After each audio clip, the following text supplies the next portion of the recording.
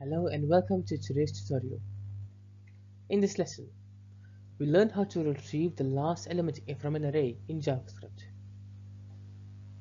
Arrays are the most commonly used data structure, and efficiently accessing their last element is crucial for data manipulation, queue handling, and stack operations. Let's get started. In JavaScript, arrays have a built-in length property that tells us how many elements they contain. Using array length -1 allows us to dynamically access the last element, no matter how many elements the array has. This function first checks if array exists and has a length. If true, it returns the last element using array.length -1.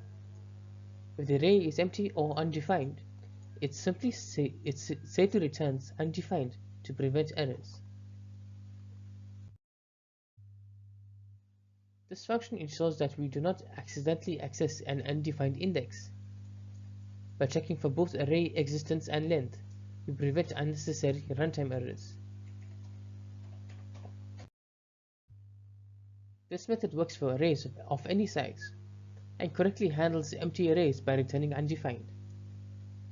This ensures error-free execution when working with dynamic data. This function is commonly used in data processing, last in first out structures, and user input handling.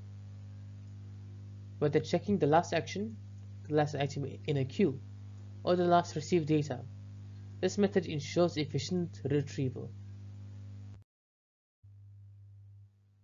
This wraps up our lesson. We've learned how to retrieve the last element of an array efficiently while handling edge cases like empty arrays. This technique is useful in data processing, stack handling, and UI applications. Try using it in your projects. Thank you for watching. If you enjoyed this video, please make sure to like, share, and subscribe for more JavaScript tutorials. I'll see you in the next